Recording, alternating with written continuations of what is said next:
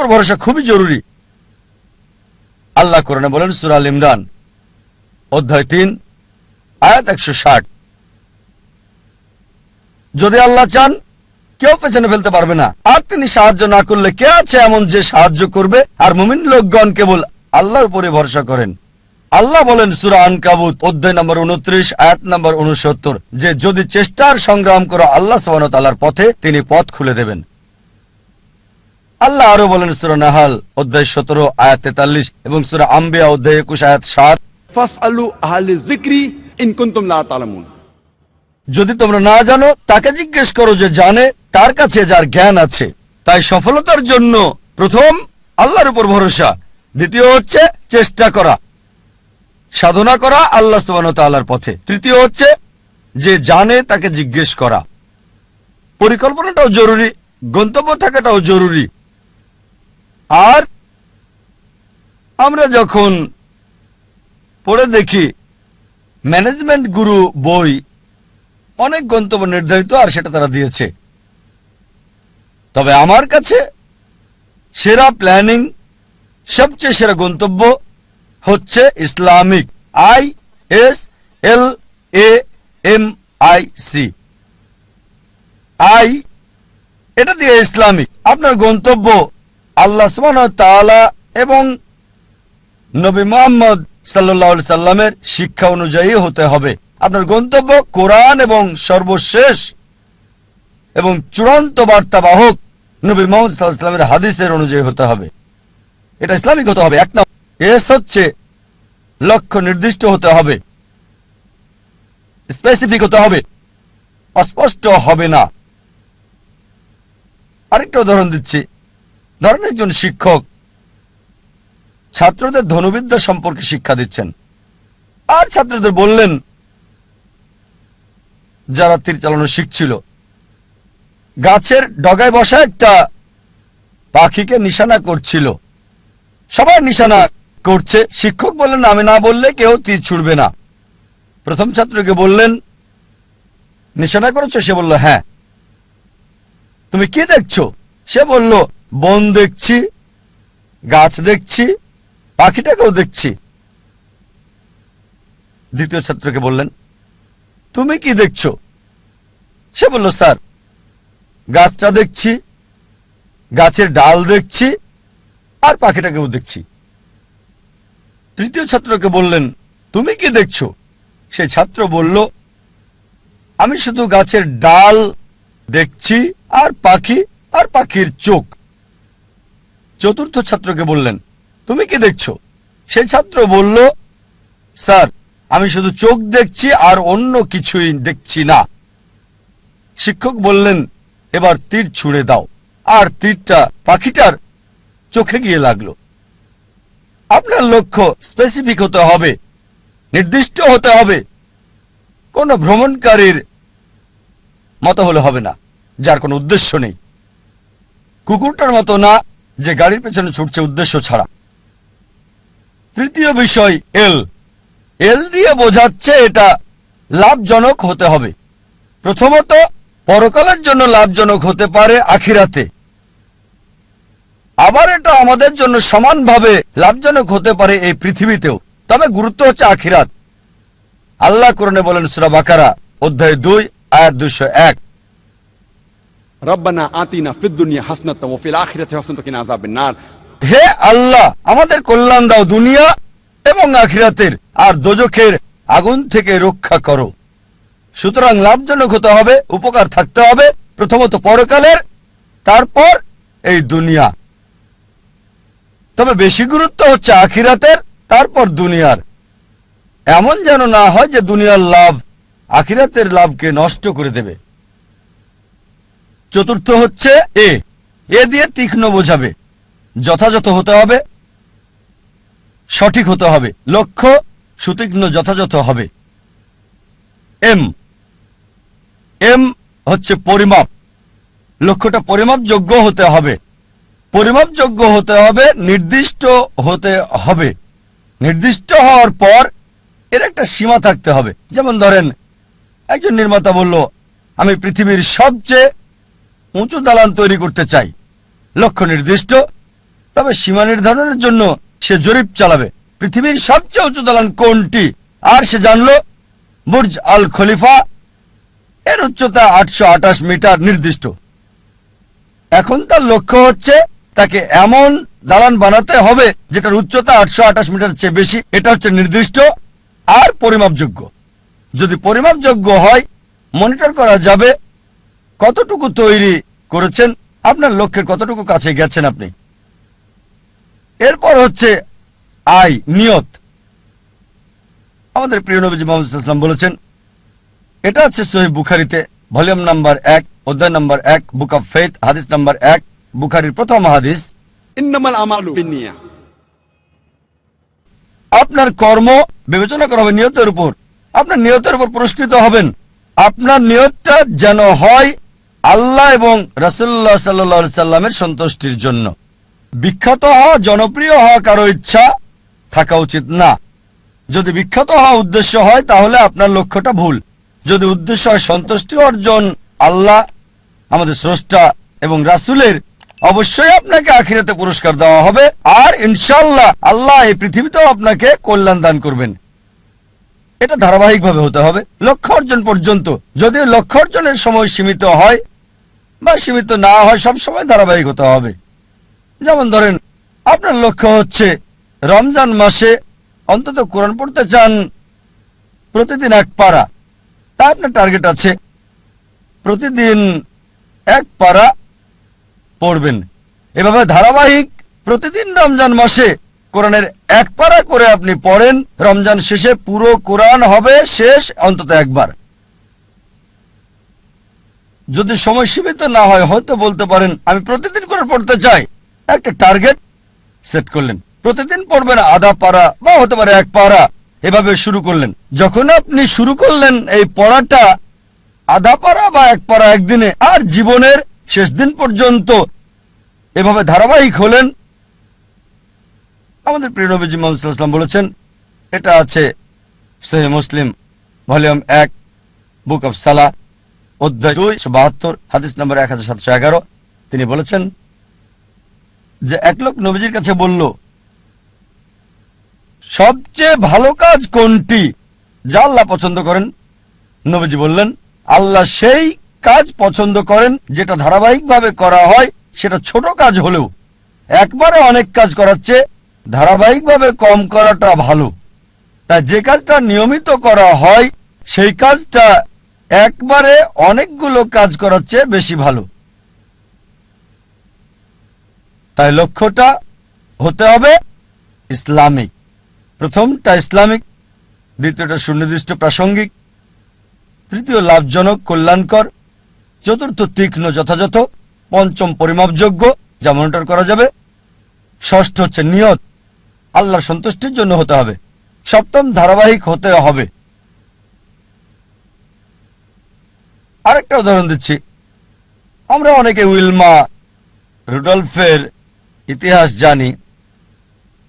Wilmar Rudolph একজন মেয়ে যে শৈশব থেকেই ভয়ানক রোগ পোলিওতে আক্রান্ত ছিল, আর ডাক্তার তার পায়ে ব্রেস লাগিয়ে রাখত।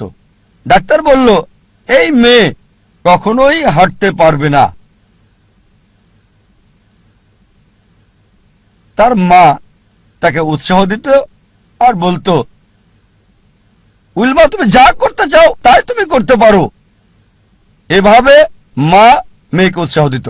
উইলমার বয়স যখন 9 তখন পায়ের ব্রেস খুলে ফেলে সে পৃথিবীর দ্রুততম মানবী হতে চায়। এটা ছিল তার ইচ্ছা, ছিল তার লক্ষ্য। 9 বছর বয়সে ব্রেস খুলে ফেলার পর 13 বছর বয়সে জীবনের প্রথমবারের মতো দৌড়ে অংশগ্রহণ করল সে, এবং পরাজিত, সবার শেষ অবস্থান। তবে তারপরও সে ধারাবাহিক চেষ্টা চালিয়ে যাচ্ছে, হেরে যাচ্ছে, আবার চেষ্টা করছে। একসময় অলিম্পিকে খেলার যোগ্যতা সে অর্জন করেছে। এটা বাস্তব গল্প, কোনো বানানো গল্প না, মনোরঞ্জনের গল্প না। যখন অলিম্পিকে খেলতে আসলো 1960 সালের অলিম্পিকে মহিলাদের 100 মিটার দৌড়ে সে প্রথম হয়েছিল, স্বর্ণপদক পেল। 200 মিটার দৌড়েও মহিলাদের মধ্যে স্বর্ণপদক পেল। সে 400 মিটার দৌড়েও স্বর্ণপদকটা জয় করে নিল। 100 গুণ 4 মহিলাদের মধ্যে। 1960 সালের অলিম্পিকে সে 3টি সোনা জিতেছিল এবং ইতিহাস রচনা করেছিল। একজন প্যারালাইজড, একজন অচল মহিলা, পোলিও আক্রান্ত, সে পৃথিবীর দ্রুততম মানবী হল 1960 সালের জন্য। আমরা দেখলাম যে উইলমা লক্ষ্য স্থির করেছে। আর যদি ম্যানেজমেন্ট গ্রুপ বই পড়েন, এই বিষয়গুলো তাতে আছে। স্মার্ট গোল বইয়ে আছে, বিস্তারিত আমি বলছি না। তবে চলুন দেখি সে কতটুকু মূল টার্গেট পূর্ণ করেছে ইসলামিক ভাবে। প্রথম হচ্ছে লক্ষ্যটাকে ইসলামিক ছিল, লক্ষ্যটাকে কোরআন সুন্নাহ অনুযায়ী ছিল। তার ব্যক্তিগত জীবন জানি না, তবে এটা জানি সে মুসলিম না। স্রষ্টার জন্য করেছিল কিনা সেটাও জানি না। দ্বিতীয় হচ্ছে লক্ষ্যটাকে নির্দিষ্ট, হ্যাঁ নির্দিষ্ট। সে পৃথিবীর দ্রুততম মানবী হতে চেয়েছে। এটা লাভজনক, কল্যাণকর, হ্যাঁ এই পৃথিবীর জন্য লাভজনক। সুনাম পেয়েছে, সম্মান পেয়েছে। তবে আখিরাতের ব্যাপারে আল্লাহ জানেন, আমি জানি না। আখিরাতে এই অলিম্পিক জয়ের সোনা কোনো কাজে আসবে কিনা। যদি না তা করা হয় আল্লাহ সুবহানাহু ওয়া তাআলার সন্তুষ্টির জন্য। এটা কি সুতীক্ষ্ণ এবং যথাযথ ছিল? হ্যাঁ ছিল। এটা পরিমাপযোগ্য ছিল কি? হ্যাঁ। সে জানতো কে বিশ্বের দ্রুততম মানবী। সময়টা হয়তো 9 সেকেন্ড, 10 সেকেন্ড বা 11 সেকেন্ড ছিল, পরিমাপযোগ্য ছিল। আর সে চর্চা করলো, লক্ষ্য অর্জন করলো। তারপর নিয়তটা কি ছিল?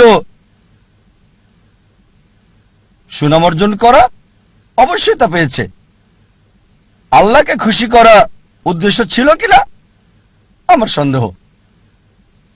তারপর ধারাবাহিকতা ছিল, হ্যাঁ ধারাবাহিক ছিল। নিয়মিত চর্চা করেছে, যদিও হেরেছে অনেকবার, জয় করল পৃথিবীর দ্রুততম মানবী। আপনাদের আরেকটা উদাহরণ দিচ্ছি লক্ষ্য নির্ধারণের। ভিন্নতা দেখে একজন মানুষের উদাহরণটা বলছি আপনাদের। একজন মানুষ যার সম্বল ছিল সামান্য, কিন্তু তিনি লক্ষ্যের চূড়ায় পৌঁছেছেন। যে মানুষ, যে ব্যক্তিটি আমার জীবনকে বদলে দিয়েছেন, শরীরের ডাক্তার থেকে আত্মার ডাক্তার করেছেন, আমি নিশ্চিত আপনারা তাকে চেনেন। তিনি হচ্ছেন শেখ আহমেদ দিদাত। চলুন তার লক্ষ্য নির্ধারণ দেখি। শেখ আহমেদ দিদাত, যদি আপনারা তার জীবনী পড়েন তাহলে দেখবেন যে পড়ালেখা করেছেন 6ষ্ঠ শ্রেণী পর্যন্ত মাত্র। তার কারণ ছিল সাংসারিক অভাব। বাধ্য হয়ে পড়ালেখা ছেড়ে দেন তিনি। 6ষ্ঠ শ্রেণী পাশ করার পর লেখাপড়া ছাড়তে বাধ্য হলেন। সামান্য সম্বল নিয়ে নিজের দেশ ভারত জন্মস্থান ছেড়ে চলে গেলেন দক্ষিণ আফ্রিকায়। তিনি কাজ করতেন সেলসম্যানের, ফার্নিচারের দোকানে দোকানে, ড্রাইভিংও করেছেন তিনি ইত্যাদি। আর দক্ষিণ আফ্রিকায় থাকাকালীন তিনি নিয়মিত খ্রিস্টান মিশনারিদের বিড়ম্বনা শিকার হতেন, যারা বলতো ইসলাম একটা অনুপযোগী ধর্ম, নির্দয় ধর্ম। তারা ইসলামকে আক্রমণ করত। আর যেহেতু হ্যারাসমেন্টের শিকার, তার মনে একটা ইচ্ছা আসলো, ইসলামের বিরুদ্ধে সব অভিযোগের আমি উত্তর দিতে চাই সেই সব খ্রিস্টান মিশনারিদের। এই খ্রিস্টান মিশনারিদের ইসলামের বিরুদ্ধে বলার উপযুক্ত জবাব দিতে চাই। চিন্তা করেন, 6ষ্ঠ শ্রেণী পর্যন্ত পড়া একজন মানুষ। তবে অবশ্যই আল্লাহর উপর ভরসা ছিল। তিনি চেষ্টা করেছেন। একটা বই তাকে বেশ নাড়া দিয়েছিল, ঘরের মধ্যে ময়লা জমে থাকা একটা বই, এই বইটা তাকে নাড়া দিয়েছে, যেটার নাম ইজারুল হক, সত্যের প্রকাশ, লেখক মাওলানা রহমতুল্লাহ কিরানবী। আর ওই বইয়ে লক্ষ্যের নির্দেশনা পান, এভাবে শুরু করেছিলেন। আর 40 বছর ধরে সংগ্রাম করেছেন। তিনি চ্যালেঞ্জ করেছেন খ্রিস্টান ধর্মের রথী মহারথীদের। চিন্তা করেন, 6 পাস একজন মানুষ 40 বছর সংগ্রাম করেছেন, পৃথিবীর সেরা খ্রিস্টানদের সাথে চ্যালেঞ্জ করেছেন। এমন একটা ঘটনা 1986 সালে তিনি বিতর্ক করেছিলেন পাদ্রী জিমি সোয়াগাটের সাথে। আর 80-র দশকে এই জেমি সোয়াগাট ছিল 1 নাম্বার, সবচেয়ে ক্ষমতাধর, সবচেয়ে বিখ্যাত খ্রিস্টান টিভি বিতার্কিক। তার বিতর্কের কয়েক সপ্তাহ আগে শেখ দিদাতের এক ভক্ত বলল, শেখ আহমেদ দিদাত, আমি আপনার ভক্ত, আপনাকে একটা উপদেশ দিচ্ছি। এই জেমি সোয়াগাটকে আমি চিনি, তার সম্পর্কে আমি জানি, তার সাথে বিতর্ক করবেন না, আপনাকে হাসির পাত্র বানাবে আর ফু দিয়ে উড়িয়ে দেবে। চিন্তা করেন, একজন ভক্ত আহমেদ দিদাতকে উপদেশ দিচ্ছে জেমি সোয়াগাটের সাথে ডিবেট না করার জন্য। আমি তাকে চিনি, আপনাকে হাসির পাত্র বানাবে আর ফু দিয়ে উড়িয়ে দেবে। যে লোক সবচেয়ে বিখ্যাত টিভি ব্যক্তিত্ব, টেলিভিশনের মালিক, যার বাজেট ছিল দৈনিক $1 মিলিয়ন বেশি সুনাম অক্ষুণ্ণ রাখার জন্য, আমাদের শেখ আহমেদ দিদাত, মাশাআল্লাহ, তার সাথে আল্লাহ ছিলেন। তিনি ইউএসএতে গেলেন, ওই খ্রিস্টান মিশনারির শহরে, সে যে দেশে খুবই বিখ্যাত, তিনি গেলেন, বিতর্ক করলেন। আর আলহামদুলিল্লাহ সুম্মা আলহামদুলিল্লাহ, আল্লাহর সাহায্যে তিনি টেবিলটাকে উল্টে দিলেন। চিন্তা করেন, একজন মানুষ সামান্য পুঁজি নিয়ে, স্কুলও পাশ করেননি, গ্র্যাজুয়েশন তো দূরের কথা, চ্যালেঞ্জ করেছেন খ্রিস্টান সম্প্রদায়ের প্রধান নেতাদেরকে। তারপর থেকে তিনি সবচেয়ে বড় বাধা বিশ্ব খ্রিস্টান নেতাদের জন্য, খ্রিস্টান মিশনারিদের জন্য। একা একজন মানুষ শেখ আহমেদ দিদাত আল্লাহ সুবহানাহু ওয়া তাআলার সাহায্যে সমগ্র খ্রিস্টানদের চ্যালেঞ্জ করেছেন।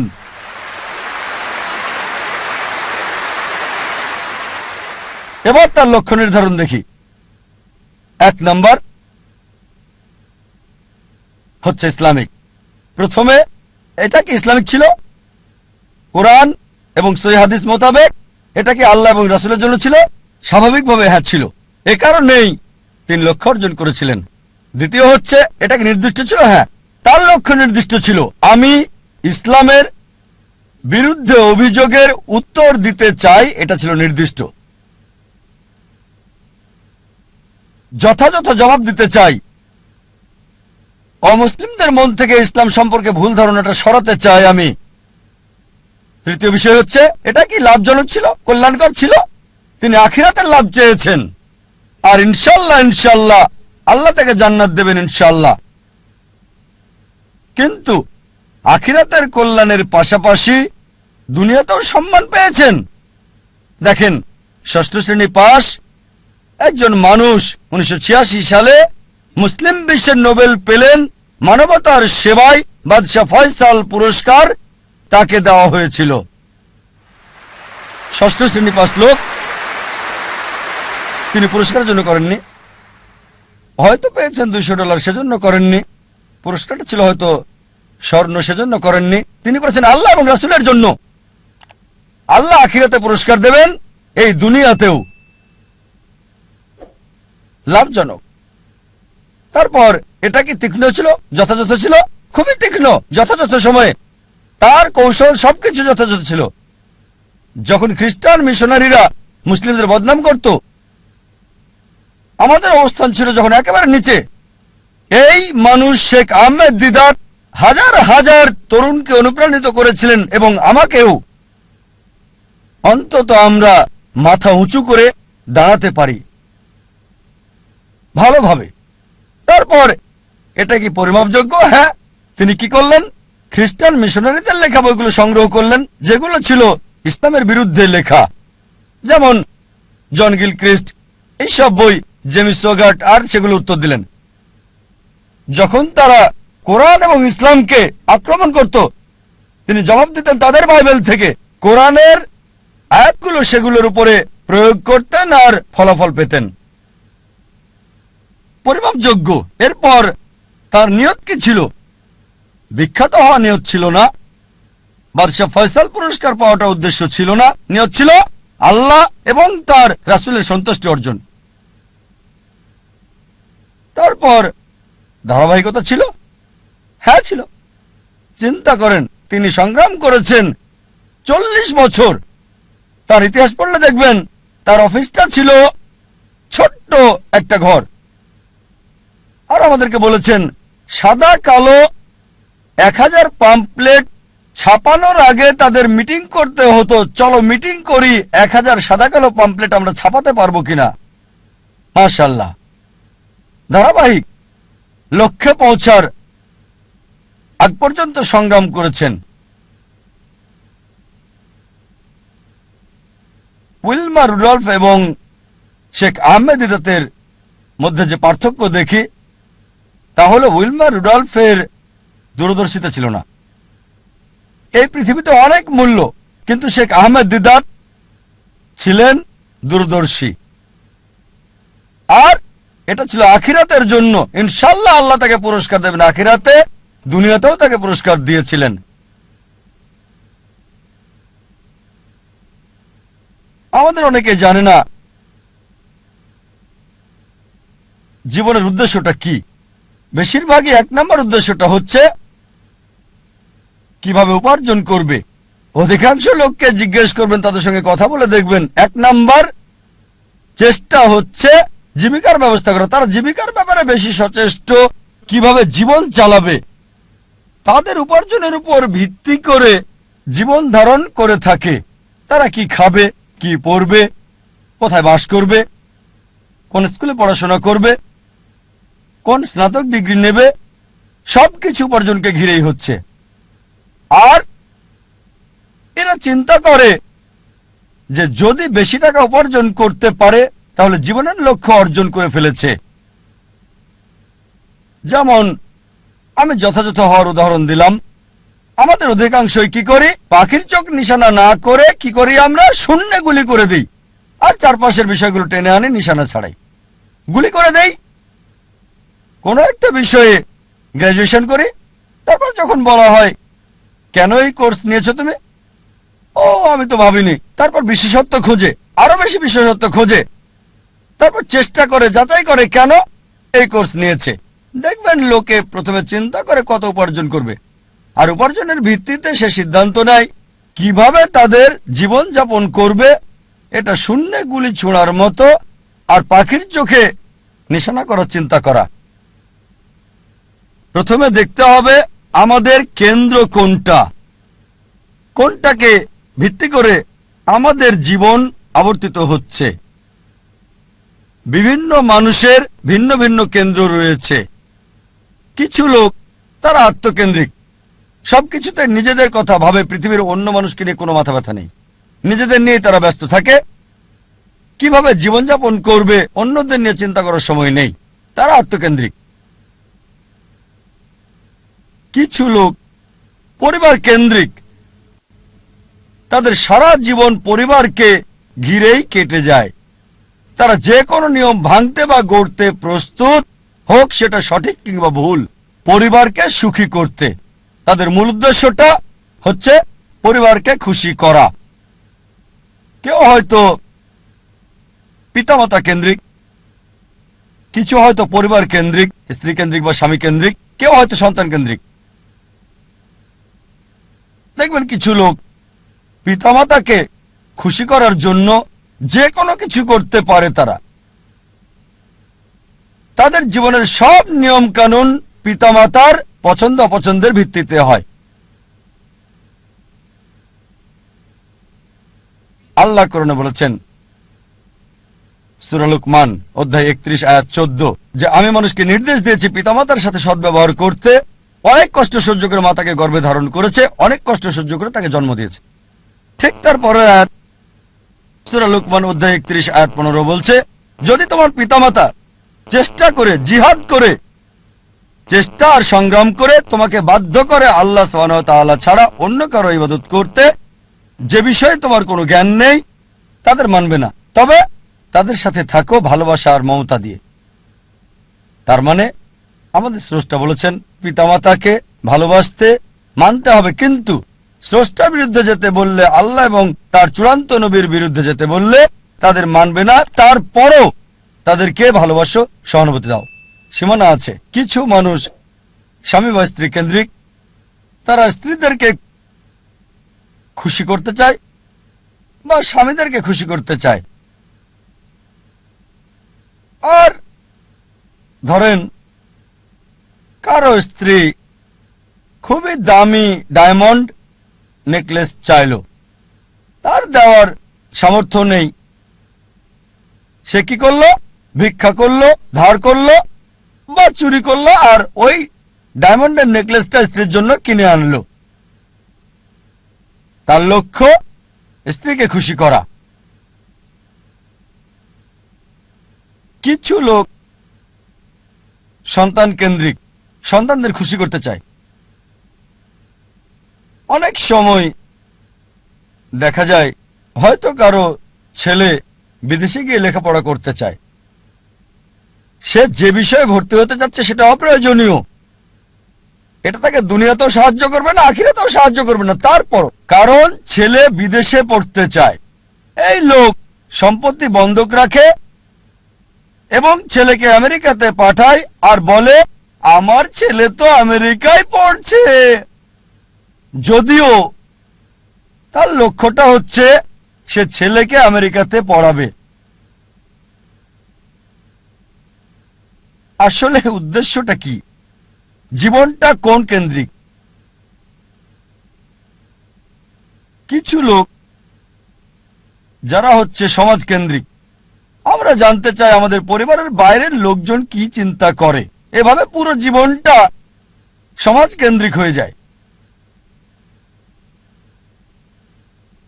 কিছু লোক প্রতিবেশী কেন্দ্রিক, প্রতিবেশীর সাথে প্রতিযোগিতায় লিপ্ত। একটা গল্প মনে পড়ে গেল, একসময় একজন ফেরেশতা এসে এক লোককে বলল, আমি তোমার উপর খুশি, তুমি যা চাইবে আমি তোমাকে তাই দেব, তবে একটা শর্ত, যা তুমি চাইবে আমি তোমাকে সব দেব, তবে তোমার প্রতিবেশীকে দেব তার দ্বিগুণ। লোকটা বলল, একটা রোলেক্স ঘড়ি আমার চাই। ফেরেশতা তাকে রোলেক্স ঘড়ি দিয়ে দিল, প্রতিবেশী দুটো রোলেক্স ঘড়ি পেল। লোকটি বলল, একটা মার্সিডিজ গাড়ি আমার চাই। ফেরেশতা তাকে মার্সিডিজ গাড়ি দিল, প্রতিবেশীকে দুটো মার্সিডিজ দিল। লোকটি বলল, একটা সুন্দর বড় বাংলো চাই। ফেরেশতা তাকে সুন্দর বড় বাংলো দিল, তার প্রতিবেশীকে দেওয়া হলো দুটো সুন্দর বড় বাংলো। লোকটি পরে বলল, দয়া করে আমার শেষ ইচ্ছাটা তুমি পূরণ করে দাও। কি সেটা?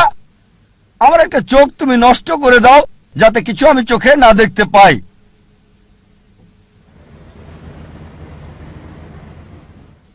চিন্তা করেন, সে তার নিজের চেয়ে প্রতিবেশীকে নিয়ে বেশি ব্যস্ত, তার জীবন সহজ কিন্তু জটিল সেটা ভাবছে না সে।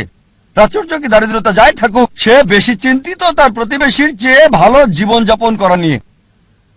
এ কারণেই সে ফেরেশতাকে বলল, আমার একটা চোখ নষ্ট করে দাও, যাতে প্রতিবেশীর দুটো চোখই নষ্ট হয়ে যায়। এভাবে আমরা প্রতিবেশী কেন্দ্রিক, নিজে সুখী কিনা ভাবছে না, দেখতে পারবে কিনা সেটা ব্যাপার না, যেহেতু প্রতিবেশী সম্পূর্ণ অন্ধ হবে তাই একটা চোখ হারাতে কোনো আপত্তি নাই। প্রতিবেশী কেন্দ্রিক। কিছু লোক বন্ধু কেন্দ্রিক,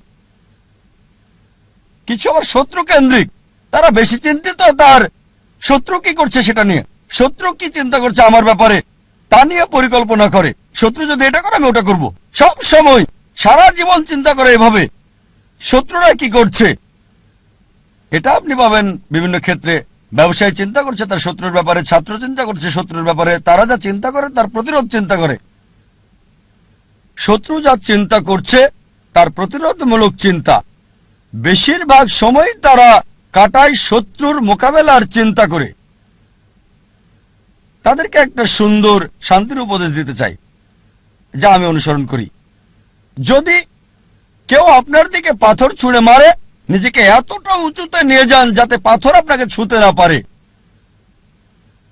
কেউ আপনার দিকে ঢিল ছুঁড়ে মারলে নিজেকে এমন উঁচুতে নিয়ে যান যাতে পাথর আসতে না পারে। তাহলে প্রতিযোগিতার প্রশ্ন আসবে কি করে? আপনার বিরুদ্ধে শত্রুর পরিকল্পনার সুযোগ আসবে কি করে? আরেকটা উপদেশ, যদি কেউ ইট ছুঁড়ে মারে আপনার দিকে, সেই ইট দিয়ে ঘর তৈরি করেন আপনি। স্কুলে শিখতাম মার্শাল আর্ট, কেরাতি, জুডো। যদি বড় কেউ আপনাকে ধাক্কা দেয়, কি করতে হবে? সাইড স্টেপ নিতে হবে, তার শক্তি কাজে লাগিয়ে তাকে ফেলতে হবে, তার শক্তির ব্যবহার। কেউ যখন আপনাকে ইট মারবে, সেই ইট দিয়ে ঘর তৈরি করেন। কিছু লোক সুনাম কেন্দ্রিক, তারা সুনাম চায়, মূল উদ্দেশ্য খ্যাতি পাওয়া, যে কোনো অনৈতিক কাজ করতে প্রস্তুত, নিয়মকানুন বিসর্জন দিতে পারে। কিছু লোক তারা হচ্ছে ভোগবাদী, তারা সম্পদ কেন্দ্রিক, সব সময় চিন্তা করে অর্জন কি, কত সম্পদ করেছে, তারা কি পড়ে। আর এটা কমন, খুবই কমন মানুষের মধ্যে, বিশেষ করে ধনীদের মধ্যে। বন্ধুদের সাথে দেখা হলে গল্প শুরু করে, কোন ব্র্যান্ডের ঘড়ি পরেছো? এটা কি ট্যাগ হিওর নাকি ওমেগা? ও এটা রোলেক্স। ফিতাটা কিসের? আয়রনের নাকি চামড়ার? বেসালটা কি? ও কোন ধরনের ডাল? Gold plated diamond stud? ও কারুকাজ করা পার্টি ফিলিপ। ধনী লোকদের অধিকাংশেরই এটা একটা ঘড়ি থাকে না, অনেকগুলো ঘড়ি। আর চিন্তা করে, ঠিক আছে আজকে এই ঘড়িটা পরলাম, পরের দিন পরবো না বন্ধুদের কাছে যাওয়ার সময়। এভাবে চিন্তা করে সময় পার করে কোন অনুষ্ঠানে কোনটা পরবে। একইভাবে এরা গাড়ির ব্যাপারেও কথা বলে। তোমারটা কি গাড়ি? BMW, Mercedes, Porsche, Rolls Royce, Maybach, Bentley, designer. এভাবে সময় কাটায়, প্রায় করে থাকে, যেহেতু এটা তাদের আইডেন্টিটি। এই ঘড়ি না পড়লে তাদের কে চিনবে? এই গাড়িতে না চড়লে, মার্সিডিজ বা বিএমডব্লিউতে না চড়লে তাদের কে চিনবে?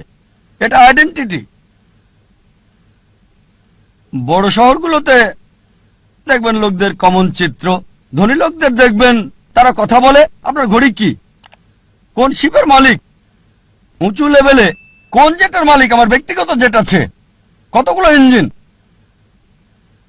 লোকজন হয়তো ভাববে আমি কিভাবে এসব খুঁটিনাটি জানি ঘড়ির ব্র্যান্ডের ব্যাপারেও। আপনারা জানেন আমার পেশা, আলহামদুলিল্লাহ। সৌভাগ্য বা দুর্ভাগ্য, আমি যে পেশায় আছি, আমি সব শ্রেণীর লোকদের সাথে মিশি, একেবারে ভিখারি থেকে রাজা পর্যন্ত। আল্লাহ আমাকে দয়া করেছেন, ভালো অথবা মন্দ, আমি চারপাশের লোকদের সাথে মিশি, ভিখারি থেকে রাজা পর্যন্ত। আর যে সুযোগটা আমি পাই, কোন বস্তুবাদীর সাথে যখনই কথা বলি, আমি চেষ্টা করি, দাওয়াত দেই, তাদের বলি তোমার ঘড়ির দাম হয়তো $1000 বা $10,000 অথবা $1,00,000। আমার ঘড়ি, আমি যেটা পড়ছি, এই ঘড়িটার দাম মাত্র $1400, $30 কম। অনেক বছর ধরে ব্যবহার করছি, ভালো সার্ভিস দিচ্ছে, একেবারে তোমারটার মতোই। সাধারণ ঘড়ি, দাম মাত্র $1400। আলহামদুলিল্লাহ, আল্লাহ দয়া করেছেন, আমি যেগুলোর নাম বললাম অধিকাংশ ব্র্যান্ডি উপহার পেয়েছি, সবগুলো ব্র্যান্ডি উপহার পেয়েছি। এই সবগুলো ওমেগা, রোলেক্স, অনেক পেয়েছি। আর আমি নবী মুহাম্মদ সাল্লাল্লাহু আলাইহি ওয়াসাল্লামের পথ অনুসরণ করেছি। আমি অন্য দায়ীদের দিয়ে দেই, আমার স্টাফদের দিয়ে দেই, যাতে করে আমি খুতুওয়াতুশ শয়তান থেকে দূরে থাকতে পারি। অনেক সময় অনেক উপলক্ষে আমাকে নিমন্ত্রণকারীরা তাদের ব্যক্তিগত জেট প্লেন আমার জন্য পাঠায়, ব্যক্তিগত জেট প্লেন আমাকে নিয়ে যাওয়ার জন্য তারা পাঠিয়ে দেয়। এমন অনেকবারই হয়েছে।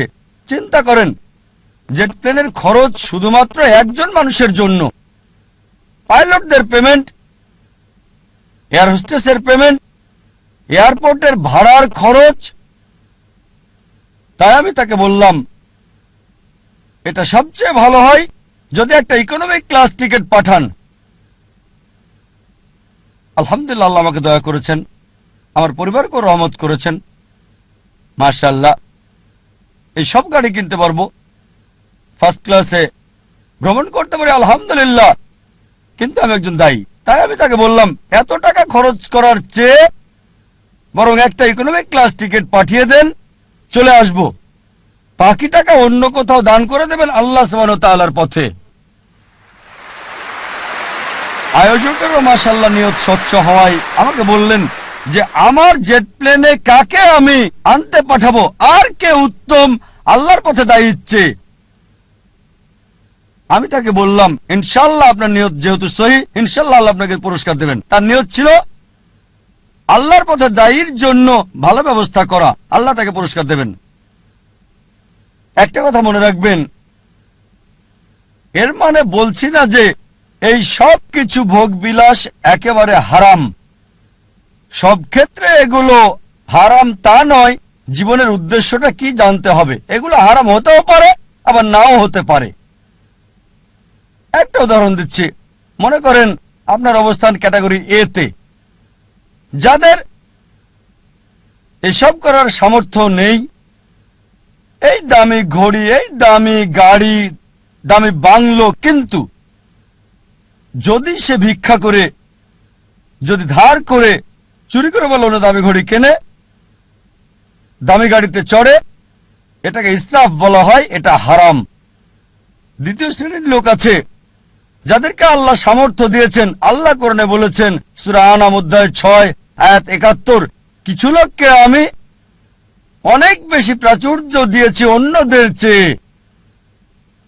আল্লাহ বলেন সূরা আনাম অধ্যায় 6 আয়াত 165, আল্লাহ কিছু মানুষকে অন্যের উপর মর্যাদা দিয়েছেন যাতে তিনি তোমাদের পরীক্ষা করতে পারেন। তাই আল্লাহ যদি আপনাকে সামর্থ্য দেন আর আপনি এগুলো কিনেন, দামি গাড়ি, দামি ঘড়ি, দামি বাংলো, আর শুধু এগুলো নিয়েই আপনি থাকেন, এগুলো ছাড়া কিছুই করতে পারেন না, এটাই আপনার কেন্দ্র, এটাই আপনার জীবনের উদ্দেশ্য, তাহলে এটা হারাম। তৃতীয় ক্যাটাগরির লোক আছে যাদেরকে আল্লাহ সামর্থ্য দিয়েছেন, তারা সেগুলো কিনে, তবে সেগুলো নিয়েই পড়ে থাকে না। এটা কিনেছে। নবী সুলাইমান আলাইহিস সালামের উদাহরণ দেখি, তিনি ধনী ছিলেন, মালিকও হয়েছিলেন, তবে এগুলোর উপর নির্ভরশীল না। তাই যদি এগুলো কিনেন আর যদি আল্লাহ সুবহানাহু ওয়া তাআলাকে মেনে চলেন, বস্তুবাদী বিলাসের উপর নির্ভরশীল না হন, তাহলে এটা মুবাহ, ঐচ্ছিক, এটা হারাম না। তবে সবচেয়ে উত্তম চতুর্থ ক্যাটাগরি, যাদের আল্লাহ সামর্থ্য দিয়েছেন আর তারপর সেগুলো ব্যবহার করে না, এগুলো কিনে না। প্রিয় নবীজি মুহাম্মদ সাল্লাল্লাহু আলাইহি ওয়াসাল্লামের মতো। আমাদের প্রিয় নবী মুহাম্মদ সাল্লাল্লাহু আলাইহি ওয়াসাল্লামের ক্ষমতা ছিল, সুনাম ছিল, আধিপত্য ছিল। সে সময় তিনি রাজা হতে পারতেন, সারা পৃথিবীর সব ধন সম্পদের মালিক হতে পারতেন, অথচ যখনই কোনো পুরস্কার পেতেন, অনেক সময়, প্রায় সময় তিনি তার সাহাবীগণকে সেগুলো দিয়ে দিতেন। এজন্য না যে গ্রহণ করা হারাম হবে, কেউ যদি ভালো উপহার দেয় সেটা রাখতে পারেন, সেটা হারাম না, কিন্তু নবীজি অন্যদের দিয়ে দিতেন। চতুর্থ ক্যাটাগরি, আল্লাহ সামর্থ্য দিয়েছেন আর সেগুলো ব্যয় করে আল্লাহ সুবহানাহু ওয়া তাআলার পথে।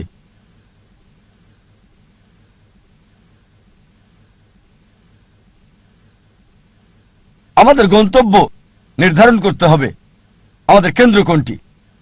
মানবজাতির জন্য সবচেয়ে গুরুত্বপূর্ণ গন্তব্য আল্লাহ কেন্দ্রিক হতে হবে। তার উদ্দেশ্য, তার লক্ষ্য হতে হবে আল্লাহ সুবহানাহু ওয়া তাআলা এবং সর্বশেষ চূড়ান্ত নবী মুহাম্মদ সাল্লাল্লাহু আলাইহি ওয়াসাল্লাম। আর বিশ্বাস করেন, আল্লাহ কেন্দ্রিক হলে আপনার নিজেকে অবহেলা করতে হবে না, পরিবারকে অবজ্ঞা করতে হবে না, আপনার সমাজকেও না। আল্লাহ কেন্দ্রিক হলে আল্লাহ বলেছেন নিজের যত্ন নাও, রাতে ঘুমাও, আল্লাহ বলেছেন পরিবারের দেখাশোনা করতে। পিতামাতার ব্যাপারে আল্লাহ বলেছেন সূরা ইসরা অধ্যায় 17 আয়াত 23 ও 24 যে আল্লাহ নির্দেশ দিচ্ছেন তাকে ছাড়া কারো ইবাদত করবে না, পিতামাতার সাথে সদ্ব্যবহার করবে, যদি তাদের একজন বা উভয়ই বার্ধক্যপনীত হয় বিরক্তি প্রকাশ করবে না, এমনকি উফ শব্দটা করবে না। বিনীতভাবে কথা বলো, দয়ার ডানা মেলে দাও, আর দোয়া করো হে আল্লাহ তাদের অনুগ্রহ করো যেভাবে তারা আমাকে শৈশবে লালন করেছেন। তার মানে যদি আল্লাহ কেন্দ্রিক হন, পিতামাতাকে ভালোবাসতে হবে, সম্মান করতে হবে, মান্য করতে হবে। যদি তারা আল্লাহ এবং রাসূলের বিরুদ্ধে যায় সেক্ষেত্রে মানবে না, তারপরও ভালোবাসা সহানুভূতি থাকতে হবে। সূরা লোকমান অধ্যায় 31 আয়াত 14 এবং 15। যদি আল্লাহ কেন্দ্রিক হন তার মানে এই না যে স্ত্রীর খোঁজ খবর নেবেন না। একটা হাদিস আছে প্রিয় নবীজি মুহাম্মদ সাল্লাল্লাহু আলাইহি সাল্লামের, আহমদ ইবনে হাম্বল, হাদিস নাম্বার 7396। আমাদের নবীজি মুহাম্মদ সাল্লাল্লাহু আলাইহি সাল্লাম বলেছেন মুমিনদের মাঝে সেই সবচেয়ে উত্তম যে তার পরিবারের সাথে ভালো, বিশেষ করে স্ত্রীর সাথে। আল্লাহ কেন্দ্রিক হলে পরিবারকে অবহেলা করতে হবে না, সমাজকে অবহেলা করতে হবে না। আল্লাহ বলেন সূরা মাউন অধ্যায় 107 আয়াত 1 থেকে 7 যে প্রতিবেশীর হক আদায় করো, প্রতিবেশীকে সাহায্য করো। প্রিয় নবী মুহাম্মদ সাল্লাল্লাহু আলাইহি সাল্লাম বলেছেন, এই হাদিসটা আছে সহিহ বুখারীতে ভলিউম 1 বুক অফ ফেথ হাদিস নাম্বার 13 যে সে কখনোই পূর্ণ মুমিন নয় যদি তার ভাইয়ের জন্য তা পছন্দ না করে যা সে নিজের জন্য করে থাকে। তার মানে অন্যদেরও দেখাশোনা করতে হবে। তাই আল্লাহ কেন্দ্রিক হওয়া মানে এই না যে সবকিছুকে অবহেলা করে ভিখারির মতো জীবনযাপন করতে হবে। তবে কেন্দ্র হবে আল্লাহ। আল্লাহ যদি সম্পদ দেন সেই সম্পদকে আল্লাহর রাস্তায় ব্যয় করেন। আল্লাহ সুনাম দিলে আল্লাহর রাস্তায় সেটা ব্যয় করতে হবে। আল্লাহ আপনাকে গুণ দিলে, আল্লাহ আপনাকে অনুগ্রহ দিলে আল্লাহর রাস্তায় সেটাকে ব্যয় করেন। সবচেয়ে বড় উদাহরণ, রোল মডেল, যে মানুষটি সম্পূর্ণভাবে আল্লাহ কেন্দ্রিক ছিলেন, সর্বশেষ এবং চূড়ান্ত নবী মুহাম্মদ সাল্লাল্লাহু আলাইহি সাল্লাম। আমাদের প্রিয় নবী মুহাম্মদ সাল্লাল্লাহু আলাইহি সাল্লাম সবচেয়ে বড় উদাহরণ। তিনি সবকিছুতে আল্লাহ কেন্দ্রিক ছিলেন। আর তিনি শুধু মুসলিম জাতির জন্যই আসেননি, সমগ্র মানব জাতির জন্য রহমত স্বরূপ। আল্লাহ কোরআনে বলেন সূরা আম্বিয়া অধ্যায় 21 আয়াত 107, وما أرسلناك إلا رحمة للعالمين। আমি তো তোমাকে অবশ্যই সমগ্র মানব জাতির রহমত হিসেবে প্রেরণ করেছি, সমগ্র সৃষ্টির রহমত হিসেবে, সমগ্র পৃথিবীর জন্য রহমত। একজন মানুষের জন্য সবচেয়ে ভালো উদাহরণ, যার জীবনের সবচেয়ে ভালো উদ্দেশ্য ছিল। মানব জাতির সবচেয়ে বড় উদাহরণ একজন মানুষের জন্য, বর্বর জাতিকে যিনি মানব জাতিতে রূপান্তরিত করেছেন, যে মানুষটা মানব জাতিকে বদলে দিয়েছিলেন। আর ইতিহাস পড়লে ঘন্টা দিন একসাথে বলে যেতে পারবেন। মুসলিমরা কি বলছে সেটা বাদ দেন, নবীজি মুহাম্মদ সাল্লাল্লাহু আলাইহি সাল্লাম সম্পর্কে শত শত অমুসলিমের কথার উদ্ধৃতি দিতে পারবেন যারা নবীজির প্রশংসা করেছেন। এখানে কয়েকটা উদাহরণ দিচ্ছি।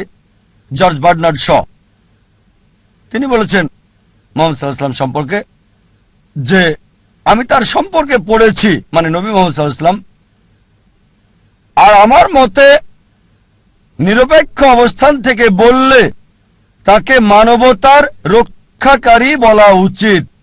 George Bernard Shaw. Thomas Carlyle বিখ্যাত ঐতিহাসিক ছিলেন। তিনি একজন ইউরোপিয়ান অমুসলিম। তার লেখা একটা বই হিরোজ অ্যান্ড হিরো ওয়ারশিপ, তিনি বীরদের ইতিহাস তুলে ধরেছেন। আর এক নম্বর হিরো, একজন বীর নবী, তিনি ঈসা আলাইহিস সালাম ছিলেন না, তিনি মুসা আলাইহিস সালাম ছিলেন না, দাউদ আলাইহিস সালাম ছিলেন না, সুলাইমান আলাইহিস সালাম ছিলেন না, তিনি ছিলেন মুহাম্মদ সাল্লাল্লাহু আলাইহি সাল্লাম।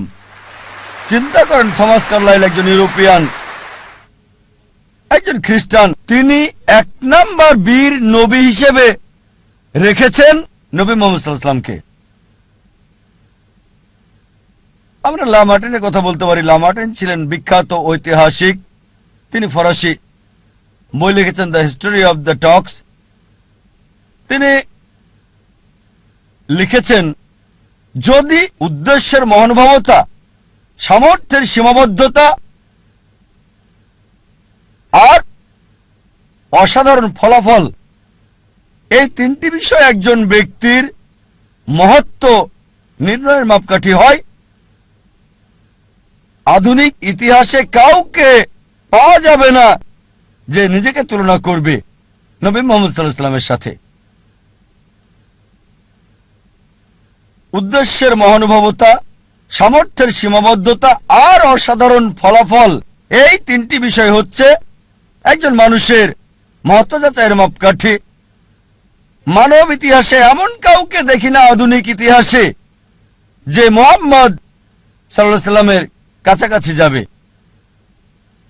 তারপর আরো লিখেছেন, মানব জাতির সকল গুণাবলীতে কোনো মানুষই নিজেকে নবী মুহাম্মদ সাল্লাল্লাহু আলাইহি ওয়াসাল্লামের সাথে তুলনা করতে পারবে না। মাইকেল এইচ হার্ট, বিখ্যাত ঐতিহাসিক, একটা বই লিখেছেন, মানব ইতিহাসে সবচেয়ে প্রভাবশালী 100 ব্যক্তি আদম আলাইহিস সালাম থেকে শুরু করে বর্তমান সময় পর্যন্ত, আর 1 নম্বর অবস্থানে রেখেছেন নবী মুহাম্মদ সাল্লাল্লাহু আলাইহি ওয়াসাল্লামকে। মানব ইতিহাসে সবচেয়ে প্রভাবশালী মানুষ আদম আলাইহিস সালাম থেকে শুরু করে বর্তমান পর্যন্ত নবী মুহাম্মদ সাল্লাল্লাহু আলাইহি ওয়াসাল্লাম। আর লিখেছেন তিনি, আমার পছন্দ মুহাম্মদ সাল্লাল্লাহু আলাইহি ওয়াসাল্লামকে 1 নম্বরে রাখা দেখে অনেক মানুষই এটা মানতে চাইবেন না, অনেকেই স্বীকার করতে চাইবেন না, অনেক মানুষই এটা মানতে চাইবেন না। তবে যে কারণে আমি নবী মুহাম্মদ সাল্লাল্লাহু আলাইহি ওয়াসাল্লামকে 1 নম্বরে রেখেছি তা হলো তিনি ইতিহাসের একমাত্র ব্যক্তি যিনি ধর্মীয় ক্ষেত্রে সফল মানুষ ছিলেন, পাশাপাশি অন্যান্য ক্ষেত্রেও।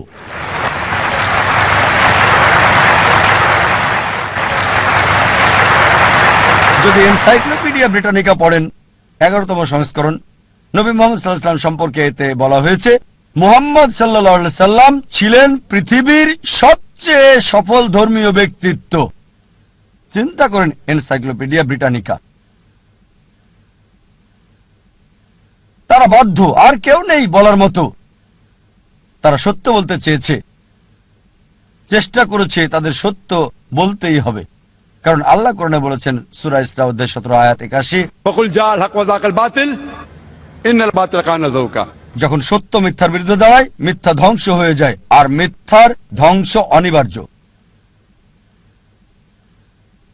আল্লাহ কোরআনে বলেন সূরা কালাম অধ্যায় 68 আয়াত 4, নিশ্চয়ই নবী মুহাম্মদ সাল্লাল্লাহু আলাইহি সাল্লাম উত্তম চরিত্রের উপর অধিষ্ঠিত। আল্লাহ বলেন সূরা আহজাব অধ্যায় 33 আয়াত 21, অবশ্যই নবী মুহাম্মদ সাল্লাল্লাহু আলাইহি সাল্লামের জীবনের মধ্যে তোমাদের জন্য রয়েছে উত্তম আদর্শ। নবী মুহাম্মদ সাল্লাল্লাহু আলাইহি সাল্লাম জীবনের সকল ক্ষেত্রেই সফল ছিলেন, কেবল ধর্মীয় ক্ষেত্রে নয়, রাজনৈতিক ক্ষেত্রে সফল, নিরপেক্ষতার ক্ষেত্রে, সুষ্ঠু জীবনযাপনের ক্ষেত্রে তিনি এতই সফল ছিলেন যে তার প্রত্যেকটা কাজই আমাদের জন্য অনুসরণীয়। তিনি কি পড়তেন, যদি অনুসরণ করেন ইনশাআল্লাহ সওয়াব পাবেন। আদেশ করেছেন আর নিজেও টাকনুর উপরে কাপড় পরতেন, যদি টাকনুর উপরে কাপড় পরেন ইনশাআল্লাহ পুরস্কার পাবেন।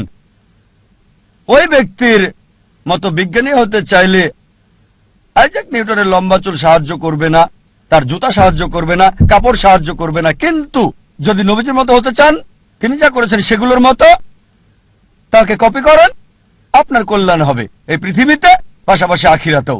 তিনি বলেছেন দাড়ি রাখতে, যদি দাড়ি রাখেন ইনশাআল্লাহ কল্যাণ হবে আপনার। নবীজি যা করেছেন, জীবনের সকল ক্ষেত্রে সফল ছিলেন, তিনি সবচেয়ে উত্তম রোল মডেল সব মানুষের জন্য।